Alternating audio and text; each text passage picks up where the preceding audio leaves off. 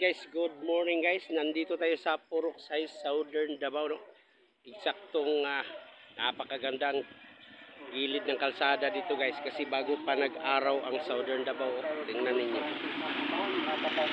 Napakaganda ng lugar. Dito tayo sa bahay ni Yaya Lydia Guhol, no? Pero ang nakakuha ng pansin dito guys, yung itong bagong sari-sari store, no? Ni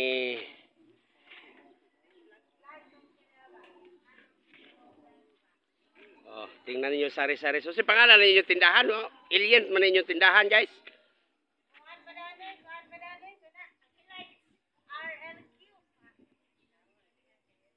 RLQ.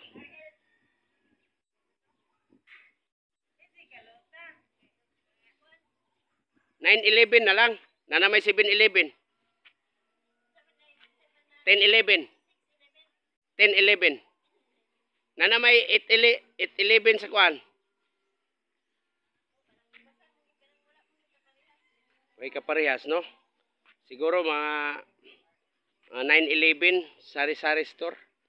Okay.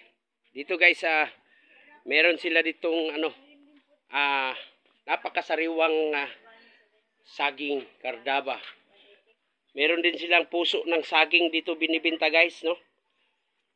Meron silang gulay na upo. Merong mga tawag nitong lamas o sa tawag ricados. Yes. Saka meron sila ditong mga feeds ng baboy at saka feeds ng manok guys. So dito. Bayaran mo ito. Saka hindi pinabayaran kasi wala akong pera kamanang ito. Oy. Vlogger pabayaron. Dako kay bayaron ng tindahan ni vlogger. Okay guys, anhin na mo diri guys, oh. Kung amoy mga anay guys, tingnan ninyo guys, meron silang super biik dito na binibenta, meron silang Inerton, meron silang stag developer, meron din silang mga gulay guys, no?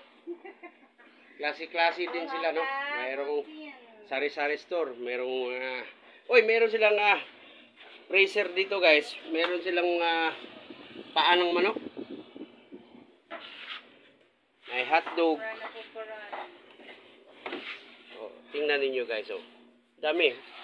Pila kumpran mo sa siomay diya sa may kanto dito sa Igiti kay 160 na yan. Okay, Southernians. Saka yung nila, pinakatimbangan ni computerized na guys, may mantika, no? So sayang, no? Okay, kani unta oh, dapat ba kaning mga display ninyo kung kuan dito ra gid unta nga makita tago kayo. Seryo. Tago wa may init kay na may kahoy. Butang lamesa ni mo na.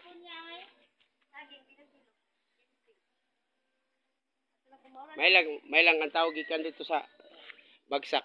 Magi pero pag gikan dito di makita oh, pag diha sa purok ba dapat nakita dere.